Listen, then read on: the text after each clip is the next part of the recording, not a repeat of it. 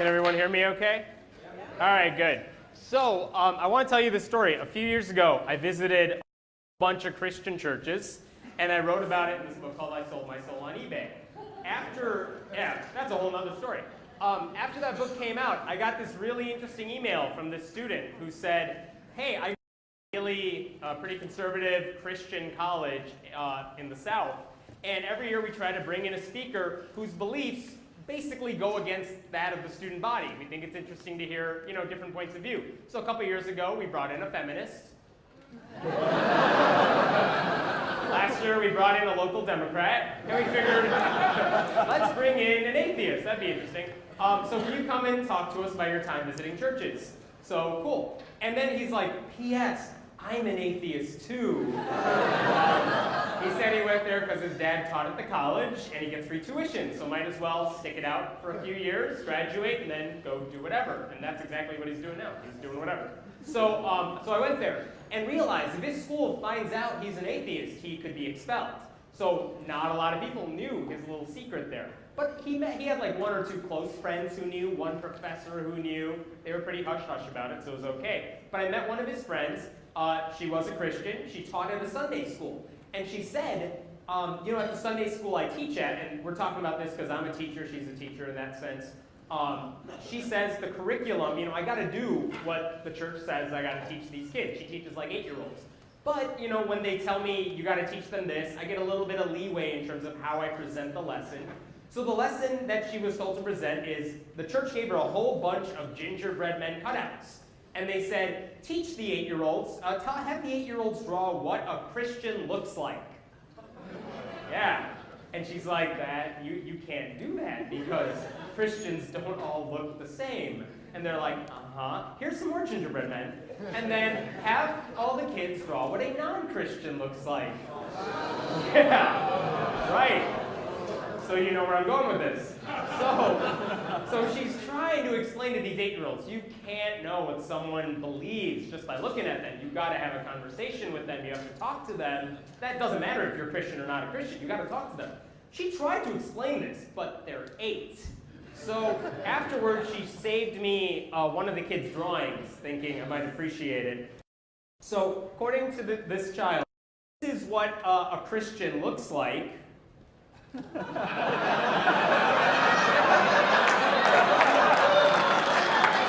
has a banana in his hand. It's like Ray Comfort's dream. Has a banana, it's saying, I love God, it's holding a cross. Look at the clothes, nicely tucked in, all nicely colored in. Hair nicely combed, freckles, because that's a Christian thing. So that's what happens when you have Christ. And when you don't have Christ, same child.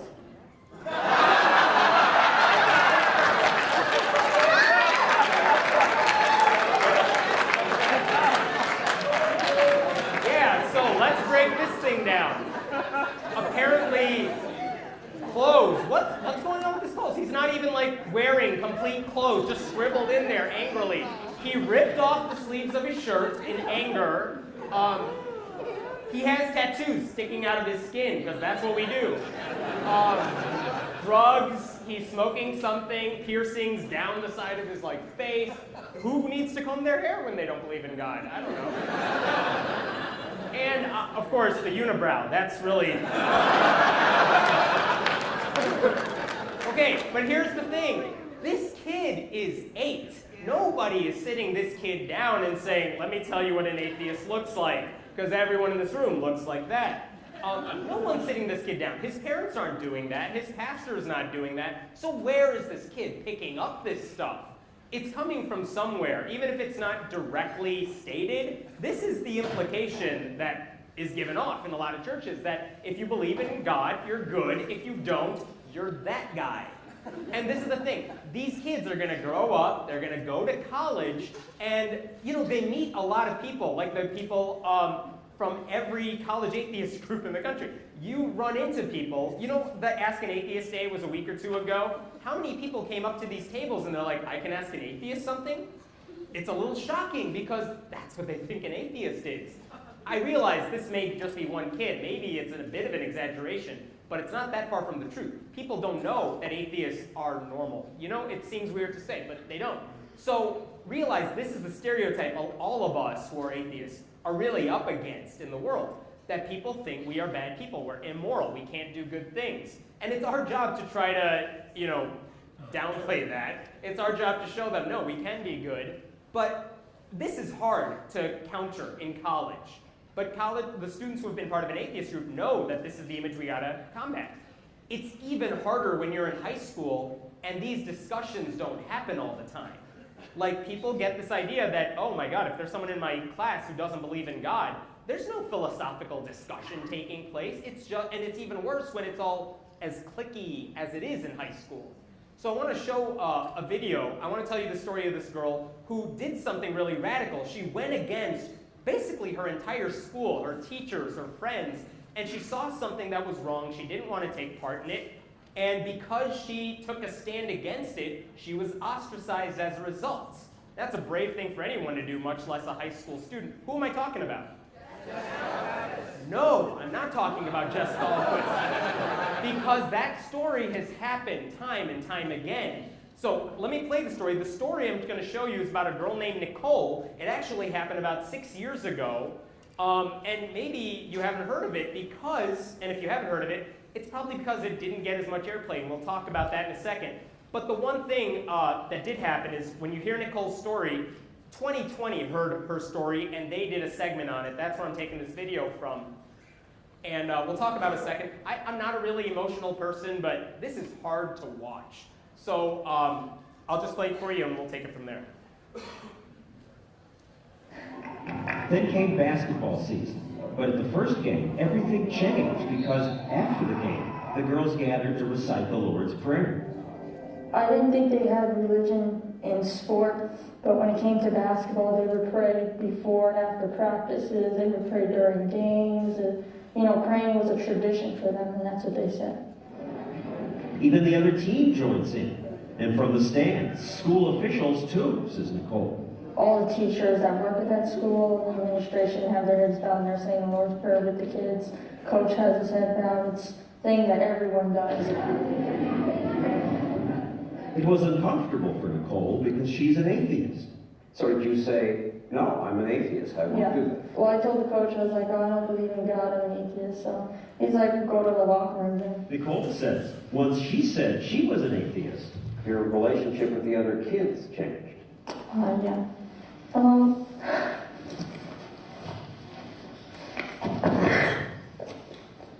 Sorry. That's all. I remember it's like practice. And I don't like that. It just students called her names, she says. You know, they would call me devil worshiper. If I'd walk down halls, people would laugh at me. They would look at me really weird, stare me down. Then she says teachers joined in. What would they say? This is a Christian country, and if you don't like me, get out. when the kids hear a teacher say when she goes to the bathroom, I hate that girl, what are you telling the kids at the school? That's a gang, man. Religious gang. School administrators kicked Nicole off the basketball team. They said she was bad for team morale and that she'd stolen another student's sneakers. Did you take the other girl's No, shoe? I borrowed it from her, and people saw me give it back to her, and she said thank you. You were late to practice nearly every day. Actually, I was early to practice every day, and I ran my laps before the coach got there. A year later, Nicole was allowed back on the team. This time, when the prayer started, Nicole stayed outside the circle. If I just stood outside of it and said the Pledge of Allegiance Without the under God. without the other God. The next school day, she was suspended. Fearing for their daughter's safety at school, Nicole's parents decided to homeschool all three of their kids. In place of sports, Nicole now focuses more time on music. She taught herself to play classical piano. And she joined her dad and brother to start a family. They're getting paid gigs. I miss school, but I don't want to go back to that school. I tried going back to that school for 2 days, and I couldn't handle it. And there was a new kid there, so he's like, oh, I heard about you. You're that dirty little troublemaking atheist. So for now, Nicole's dreams are on hold. So that happened. That happened. happen in our country. That happened in Oklahoma, but it happened, like, it happens.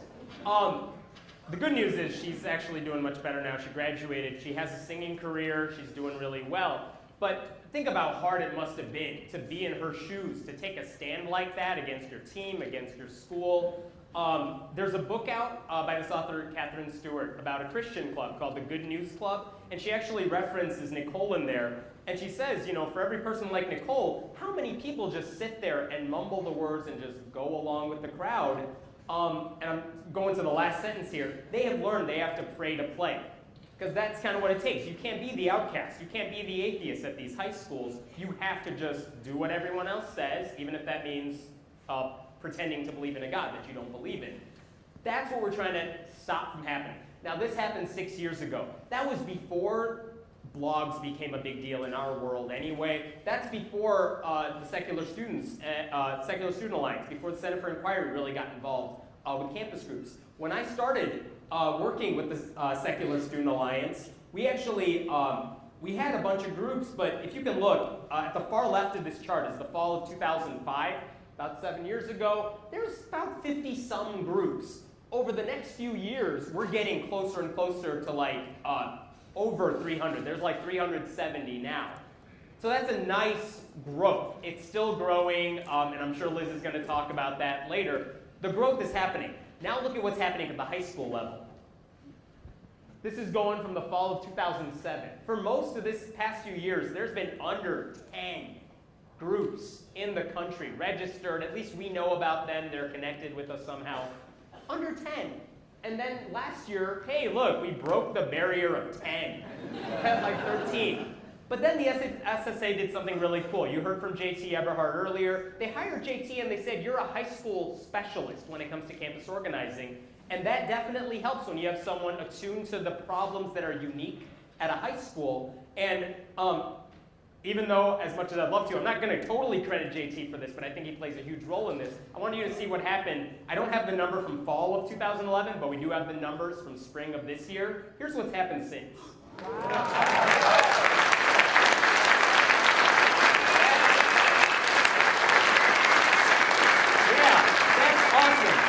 That number has shot up, and that's just the beginning, because I'm sure that's going to spring up. Now, why has that happened? And, you know, as great as that looks, where did all that support come from over the past few years? Because you talk about Nicole, most people haven't heard her story. But I mentioned, like, the same setup, and you all know Jessica Alquist. How does that sort of thing happen? So, a couple things are happening. The media is our friend when it comes to this. This is a story that appeared in the New York Times last year. It's about Rutherford High School in Florida. There's no news here other than the fact that an atheist group exists at the high school. That's the story. But it's in the New York Times. They have a really nice couple of pictures of the group. And I want to call out two quotations in particular. The first one, there are students who don't want their parents to know they belong to an atheist club. I tell my mother I'm an ocean club. I didn't even know that was a thing, but all right. And another member whose father's in the Navy said she asked that her name not be used for fear it would hurt her father. I don't want us to grow apart over this.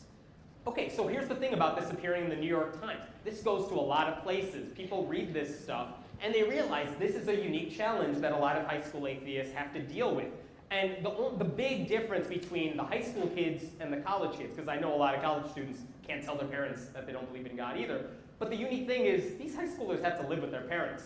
They are under their parents' roof. That's a totally different challenge that they have to contend with. But when you see stories like this in the mainstream media, that's awesome. That gets this narrative out there, that this is a challenge that we got to deal with. Another story that happened, this is about a student in Houston.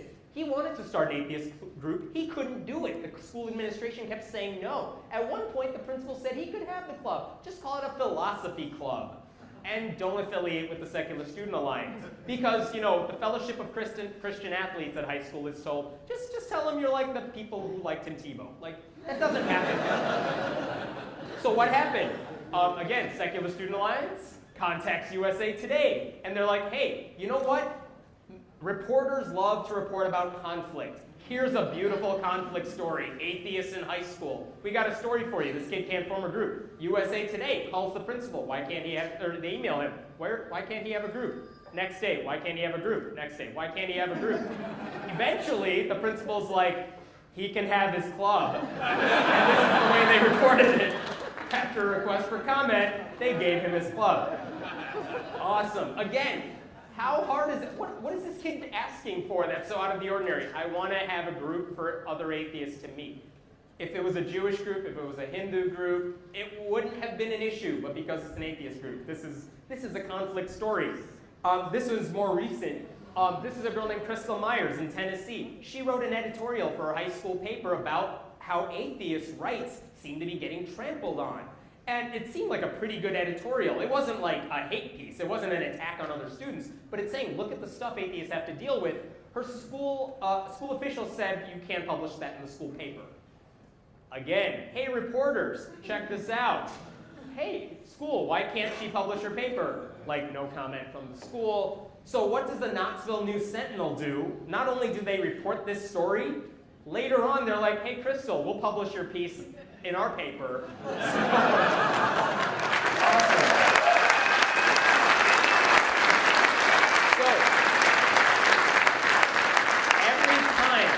Every time there's these conflicts happening, the media loves it because they're on the side of conflict. I'm not saying they're on the atheist side, but they're on the side of getting a good story. These are compelling stories because all these atheist students are doing something right and they're doing something legal. And there's no reason they should be stopped from doing it.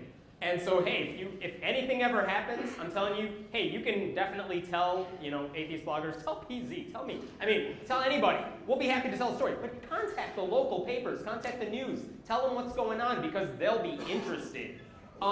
And not only that, atheism seems to be getting a better play in the media. I'm going to show you a clip from a popular TV show. I just want to point out, not that the dialogue is that new to anybody in this audience, but the fact that it appears on one of the hottest shows on TV, you never would have seen that a few years ago. So this is a clip from Glee. Your voice is stunning, but I don't believe in God. Wait, what? You've all professed your beliefs, I'm just stating mine. I think God is kind of like Santa Claus for adults. Otherwise, God's kind of a jerk, isn't he? Well, he makes me gay and has his followers going around telling me it's something that I chose, as if someone would choose to be mocked every single day of their life. And right now, I don't want a Heavenly Father. I want my real one back. But Kurt, how do you know for sure? You can't prove that there's no God. You can't prove that there isn't a magic teapot floating around on the dark side of the moon with a dwarf inside of it that reads romance novels and shoots lightning out of its boobs, but Is God an evil dwarf? We shouldn't be talking about this. It's not right. sorry, Quinn. But you all can believe whatever you want to. But I can't believe something I don't. I appreciate your thoughts. But I don't want your prayers. Cool, when would you have seen that on TV, like way back when? But it's a compelling character, and that's a likable character on that show. It's not like he's like House MD, who's not a very likable character. But that's a guy a lot of people like. So cool, that stuff's happening. Not only that, but you have people talking about this stuff now. If Nicole's story happened today, can you imagine what would happen? Like, not only would everyone know about it, there would be, like, if we needed people to show up at a school board meeting in Oklahoma, like, oh man, we would get people there. We could do stuff. That didn't happen then, but it's happening now, and I'm sure some of these stories you have heard of. Damon Fowler tried to protest a graduation prayer in Louisiana. And the fact that he even made he told the principal, you know, you shouldn't have prayers at the graduation, so please remove them, basically. And the principal's like, and he alerted the ACLU. They got involved too. And Damon's right. They shouldn't have this prayer. And no matter how they finagled it, like, it's still wrong. But what happened when he did this, his parents basically kicked him out of the house. But what happened? People wanted to help this kid out, because how can you not feel for someone who's doing the right thing and then getting crap in the process? So we started the reason I probably got involved, I was interested in the story. This is a story that appeared in the local paper. It talks about a teacher, a staff at the high school for 25 years. Look at the bottom. And what's even more sad is this is a student who hasn't really contributed anything to graduation or to their classmates. All right, I've been a high school teacher for 5 years. There are plenty of students I'm not a fan of. I would never trash them in the media. But that's what they did, and they felt like this is a perfectly normal thing to do. And this is like a teacher who's very popular, I guess, in the school district. Like, she's not some random anomaly from everyone. But it's okay to trash him because he's an atheist, right? So that's when I wanted to get involved. We started a fundraiser on my website. A lot of people were willing to help out, and ultimately we raised over $30,000 for a college scholarship for Damon, which is awesome.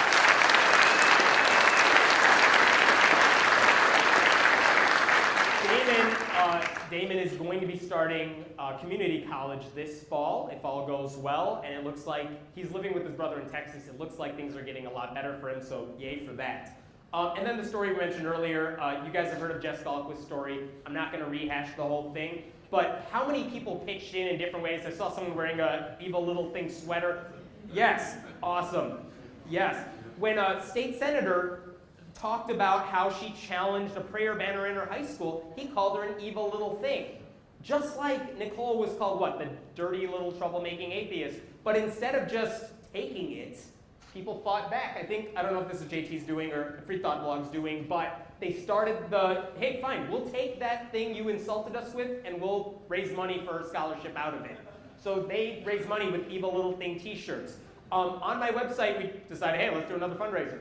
People chipped in again. What's really cool is almost 2,000 people pitched in a little bit.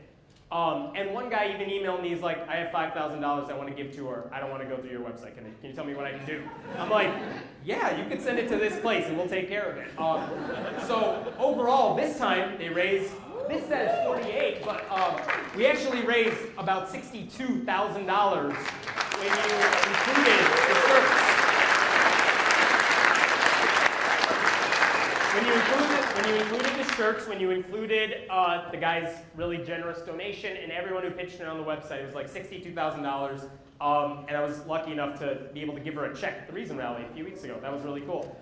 But here's the thing. When this stuff happens now, her story is no more, no less extraordinary than these things that happened in the past. But now we're ready. We're ready to fight this stuff. We're able to get the word out about these stories. We're able to come down on these school officials when we need to. That's an awesome thing that wasn't there before, that's in place now. We need to keep that going. And I want to show you one clip just to show you, you saw Nicole's thing. It seemed like, even in that clip with John Stossel, it seems like Nicole is just kind of alone in the world. And she doesn't, besides her family, it doesn't look like she has a lot of support. I want to show you a clip. Jessica did an interview on CNN after all this stuff happened, just to show how poised she is, but it looks like she has a lot of support, and she talks about that. And one reference they make is even local florists, when FFRF, Freedom from Religion Foundation, wanted to send her flowers, local florists said we don't want to deliver to her. They had to go way far away from where Jessica lived in order to get flowers to her. So she makes a reference to that. We were just showing some pictures of angry parents who were very loudly talking about the Pledge of Allegiance and saying the Pledge of Allegiance in this meeting that clearly became very full of anger. What do you make of the hostility that's come out around this? You've gotten death threats, is that correct? That's correct. And it's been really difficult, obviously, just to constantly have this feeling of hatred towards me in my community. The meeting itself was difficult, but it's kind of what's been going on for a long time now. And I think I'm ready for it at this point. But you never really get used to hearing about how bad you are, really. It always hurts, and the death threats obviously have always hurt my feelings. I've just kind of gotten to a point where I can cope with it. It's not so much that I'm okay with it happening, but I'm able to cope with it now. there's a congressperson, state rep, who, Peter Palumbo, and he said this about you. He said, you are an evil little thing. A police escort take you to school. Have you responded to him? I haven't responded to him directly, but the response so far to that comment it's almost a bit of a mockery. I feel it's immature and inappropriate for a state representative, who represents me also, by the way, to be calling me something as petty as an evil little thing.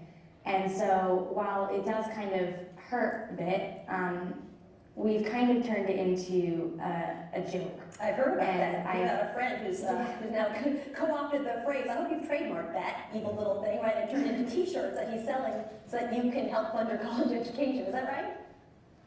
That is right. There's a website where people have been purchasing the t-shirts, and I've seen lots of people at the meeting wear them, and people take pictures of themselves wearing them and post them to Facebook so I can see, and I think it's really cute, and in a lot of ways I think his little comment has kind of backfired, because now we're using it as a positive thing. You know, it's almost a way of saying that people stand with me. Just go.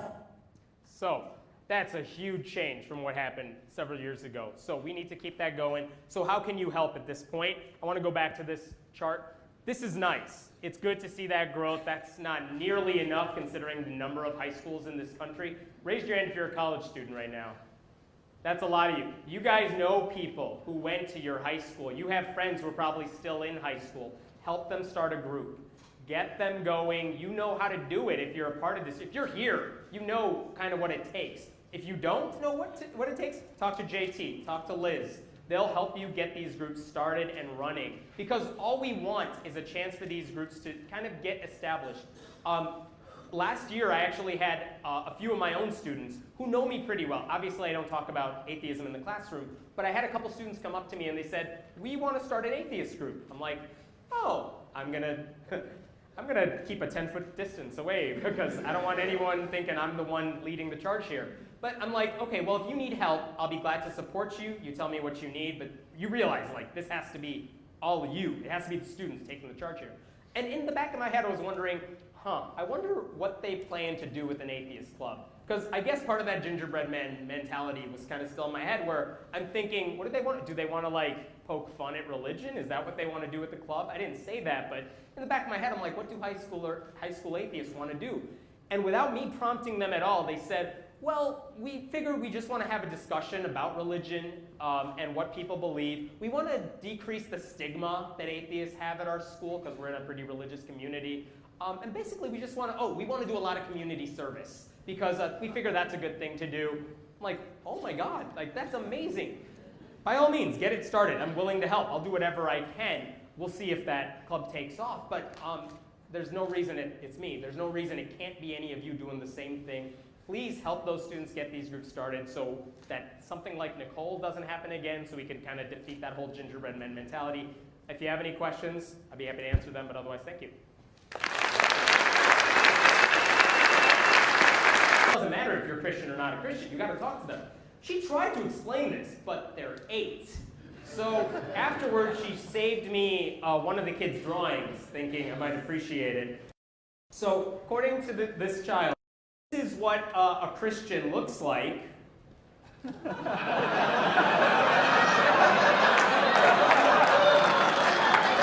has a banana in his hand. It's like Ray Comfort's dream. Has a banana, it's saying, "I love God." It's called gingerbread men cutouts. And they said, teach the 8-year-olds, have the 8-year-olds draw what a Christian looks like. Yeah. And she's like, you can't do that because Christians don't all look the same. And they're like, here's some more gingerbread men. And then have all the kids draw what a non-Christian looks like. Yeah, right. So you know where I'm going with this. So she's trying to explain to these 8-year-olds, you can't know what someone believes just by looking at them. You've got to have a conversation with them. You have to talk to them. That's different points of view. So a couple years ago, we brought in a feminist. Last year, we brought in a local Democrat. And we figured, let's bring in an atheist. That'd be interesting. So can you come and talk to us about your time visiting churches? So cool. And then he's like, P.S. I'm an atheist too. He said he went there because his dad taught at the college and he gets free tuition, so might as well stick it out for a few years, graduate, and then go do whatever. And that's exactly what he's doing now. He's doing whatever. So I went there and realized if his school finds out he's an atheist, he could be expelled. Cool. All right. Can everyone hear me okay? All right, good. So I want to tell you this story. A few years ago, I visited a bunch of Christian churches, and I wrote about it in this book called I Sold My Soul on eBay. That's a whole other story. after that book came out, I got this really interesting email from this student who said, hey, I really pretty conservative Christian college in the South, and every year we try to bring in a speaker whose beliefs basically go against that of the student body. We think it's interesting to hear, so not a lot of people knew his little secret there. But he had like 1 or 2 close friends who knew, one professor who knew. They were pretty hush-hush about it, so it was okay. But I met one of his friends. She was a Christian. She taught at a Sunday school. And she said, at the Sunday school I teach at, and we're talking about this because I'm a teacher, she's a teacher in that sense. She says the curriculum, I got to do what the church says I got to teach these kids. She teaches like 8-year-olds.